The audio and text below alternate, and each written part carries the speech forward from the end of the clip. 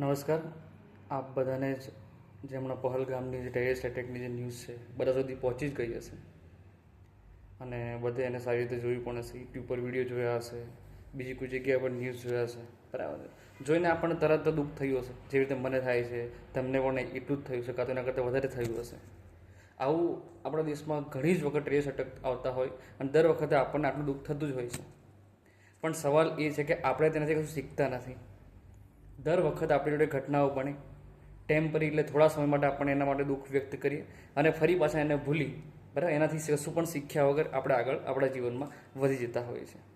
કુદરત આપણને હરેક સમયે ઘણા સંજોગો ભેગા કરીને આપણને કંઈક ને કંઈક શીખવાડવા માંગતી હોય છે, પણ આપણે એ વસ્તુથી કંઈક શીખીએ નહીં અને એ જ રીતે ફરી આગળ વધતા રહીએ તો આવી ઘટનાઓ આપણને આપણા જીવનમાં ઘણું જ મોટું નુકસાન કરતું હોય છે. ખાલી જીવનમાં એટલું નહીં, આપણા રાષ્ટ્રને, આપણા વિસ્તારને, આપણા રાજ્યને, બરાબર છે, ઇવન કે આપણા આખી મનુષ્ય જાત ઉપર ખૂબ જ મોટું નુકસાન કરતું હોય છે. કારણ કે આવી બધી ઘટનાઓથી આપણે કશું શીખતા નથી.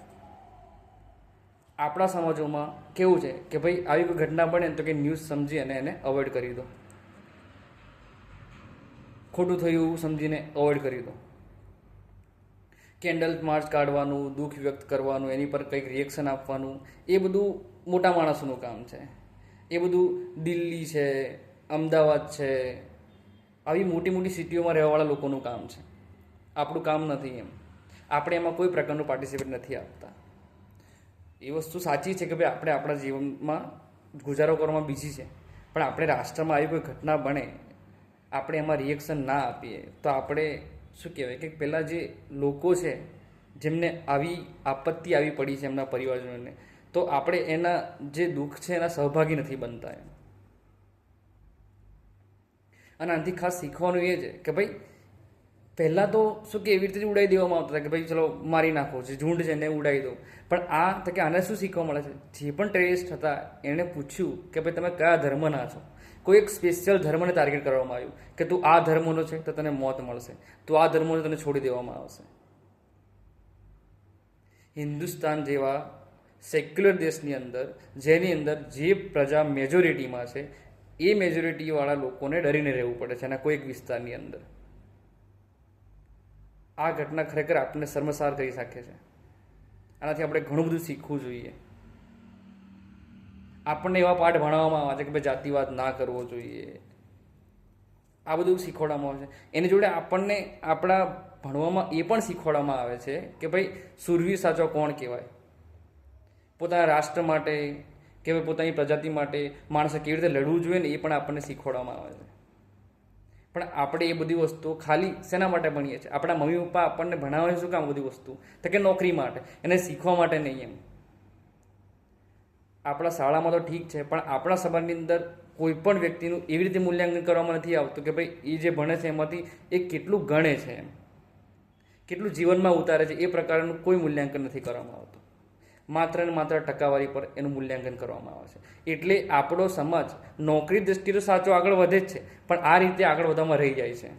અને આવનારા સમયની અંદર આ વસ્તુ બહુ મોટો ખતરો લઈને ઊભી રહેવાની છે. એક બાજુ આપણા સમાજને વેસ્ટર્ન કલ્ચર ગમતું નથી અને એક બાજુ આપણા સમાજને કોઈ પણ પોતાનો છોકરો હોય એ બેસ્ટ પોઝિશન પર બેઠેલો હોવો જોઈએ. પણ કેવી રીતે? તો કે સારા ટકા લાવીને, સારું ભણતર મેળવીને, કે સારું શીખીને નહીં. એમ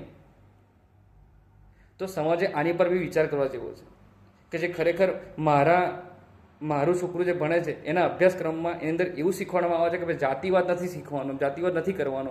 પણ જ્યારે આ સમાજની અંદર એવી રીતે વર્તવામાં આવે છે વડીલો દ્વારા કે ભાઈ આ તો આપણાવાળો છે, આ બીજો છે. આ આપણાવાળો શબ્દ છે ને એ બહુ મોટું સમાજની અંદર અસર કરી રહ્યું છે.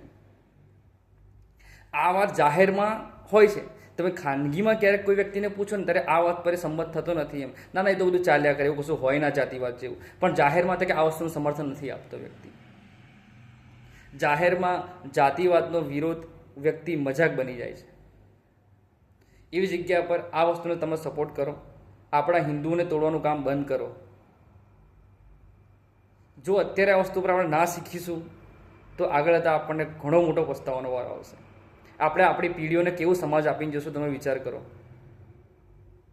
એટલે આપણે આપણા સમાજને અલગ રીતે મૂલ્યાંકન કરવાનું ચાલુ કરીએ. કે ભાઈ મારું છોકરું ભણે છે તો કયા લેવલનું ભણે છે, ખાલી ટકા માટે નથી ભણતો ને, ચોપડીયું જ્ઞાન મગજમાં તો ઉતારે છે ને, એના જીવનના વ્યવહારમાં તો લાવે છે ને.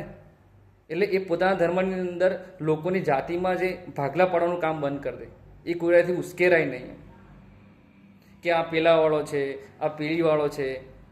આ બધા જાતિના જે ભેદભાવો છે છોકરું કોનું બંધ કરી દે અને આપણે એક હિન્દુ તરીકે ઊભા રહીએ. આટલું જ કહીશ. જય હિન્દ, જય ભારત.